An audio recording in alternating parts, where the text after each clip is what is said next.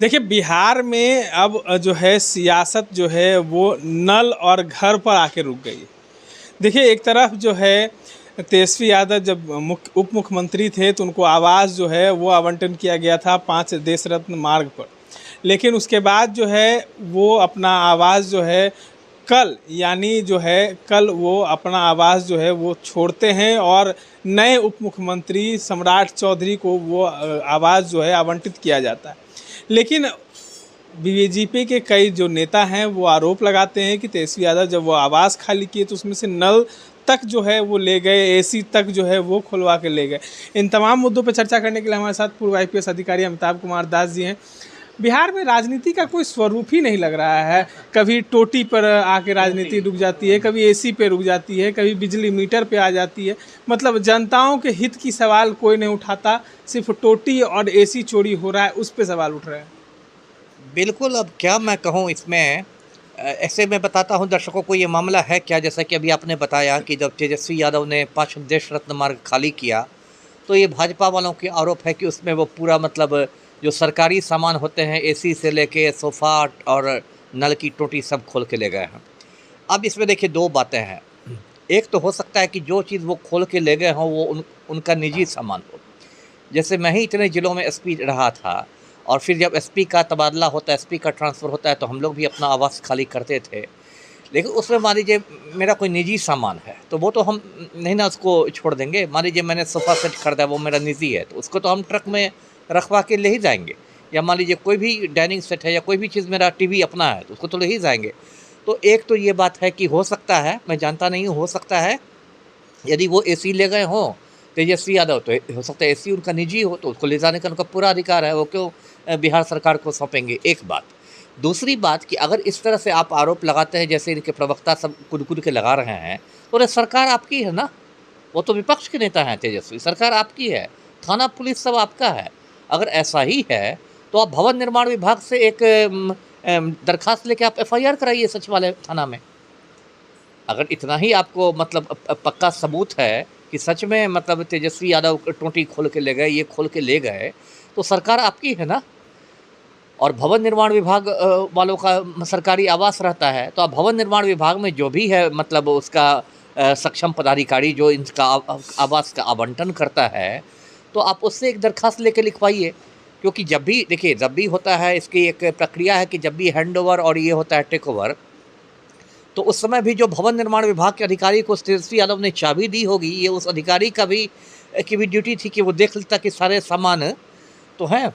जैसे मान लीजिए हम कोई व्यक्ति होटल में ही जाता है, 4 दिन तक वो ठहरता है होटल में, 5वें दिन वो खाली करता है होटल को, चेकआउट करता है। तो होटल का एक आदमी जाके उसको छोड़ने के पहले, उस व्यक्ति का बिल बनाने के पहले उसके कमरा की तलाशी लेता है ना। कि ऐसा नहीं कि कमरा का कुछ उस सामान उठा के चल दिए रहे और फिर वो मैनेजर को आके रिपोर्ट करता है, रिसेप्शनिस्ट को कहता है कि हाँ सब सामान ठीक है, तब उसका, और यदि उसने कुछ तोड़ फोड़ दिया हो गलती से भी तो वो उसके बिल में जोड़ दिया, ऐड कर दिया जाता है। ये एक प्रक्रिया है। तो ये देखिए, ये बहुत मतलब एक तो ये बहुत मतलब सस्ती बात लगती है कि आप इतने बड़े बिहार में, इतने बड़ी राजनीति में, जबकि लाखों लोग बाढ़ में डूब रहे हैं और भूखे मर रहे हैं और ये है तो आपने राजनीति को टोटी तक पहुंचा दिया है। अगर एक मिनट के लिए मान ही दिया जाए कि टोटी ही सबसे बहुमूल्य चीज़ है बिहार में, यही आपका स्तर हो गया है, तो ठीक है, उसके लिए प्राथमिकी कराइए। लेकिन इस तरह से हल्ला करना और इस तरह से ये करना, इसका मतलब तो मुझे तो कोई समझ में नहीं बात आती है। अखिलेश प्रसाद यादव जो हैं उत्तर प्रदेश के पूर्व मुख्यमंत्री हैं, उनकी जैसी जो है वो तुलना की जा रही है कि जिनके साथ रहेंगे तो ज्ञान उसी की तरह ना आएगा। नहीं नहीं, ये सब क्या है, ये किसके साथ हैं, पलटू राम किसके साथ हैं? जो माफिया डॉन के सामने आज्ञाकारी चपरासी बने रहते हैं। अब मुझे मालूम नहीं है ना, कि ये भी जब बदलते हो, पलटी मारते हो, तो ऐसे तो एक ही भवन में बहुत दिनों से है, बीच में दूसरे भवन में गए भी थे जब जीतन राम मांझी बने थे सीएम। तो उसका मैं दिलचस्प किस्सा सुनाता हूँ। थोड़े समय के लिए जब जीतन मांझी मुख्यमंत्री बने थे, एक अणे मार्ग में आए थे तो उस समय आम फल गए थे पेड़ में। एक अणे मार्ग में जो पेड़ है ना, उस पर आम फल गए थे। तो जीतन राम मांझी ने कुछ आम तोड़वाने चाहे थे, तो कहते हैं कि उन पेड़ों पर पुलिस का पहरा था और उन्होंने तुरंत नीतीश कुमार को खबर दी कि जीतन राम मांझी आम तोड़वाना चाह रहे हैं। तुरंत उनको मना किया गया कि नहीं नहीं, ये आम नहीं तोड़वाना, आम नहीं तोड़वाना, ये तो पलटू राम चूसेंगे।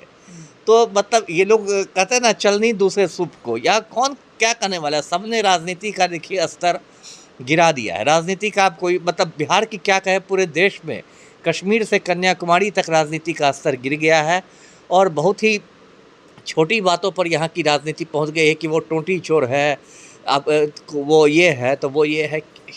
मैं नहीं इसको मतलब शुभ संकेत नहीं मानता हूँ जनतंत्र के लिए। जी संकट पैच शुभ संकेत नहीं है, तो कहीं ना कहीं इस बार जो है बिहार विधानसभा चुनाव में कुछ बड़ा खेल हो जाएगा। फिर अरे बड़ा खेल तो होना ही क्योंकि वाला। मुद्दे से तो भटक गए, तमाम जो नेता हैं मुद्दे से भटक गए। देखिए बिहार में बड़ी त्राही आई हुई है, बाढ़ आया हुआ है, वहाँ पर ना ही मुख्यमंत्री गए, उप मुख्यमंत्री तक भी नहीं गए हैं। हवाई सर्वेक्षण जरूर कर लेते हैं, लेकिन मौजूदा ज़मीन पर क्या स्थिति है वो देखने नहीं गए हैं। लोग मर रहे हैं, जी रहे हैं, वो कोई देखने नहीं गया है। वही तो देखिए कितनी बड़ी मतलब विडम्बना है कि यहाँ लाखों लोग मतलब बाढ़ पीड़ित हैं। एक पप्पू यादव थोड़ा बहुत घूम भी रहे हैं, है ना, अपना मोटा शरीर लेके भी काफ़ी सक्रिय हैं, कम से कम इसलिए तो उनकी तारीफ़ करनी पड़ेगी। लेकिन बाकी लोग को मतलब अब 2-2 3-3 दिन से भूखे बच्चे हैं, भूख से बिलबिला रहे हैं, उनको ना खाने के लिए चूड़ा है ना गुड़ है।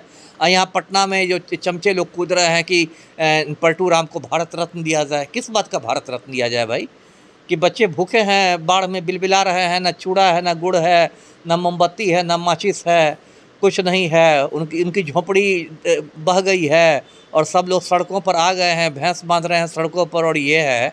और पलटू राम झांकने भी नहीं गए, इसलिए इनको भारत रत्न मिल जाए। तो मतलब मैंने कहा ना कि अंधेर नगरी चौपट राजा के हालात बिहार में हो गए हैं।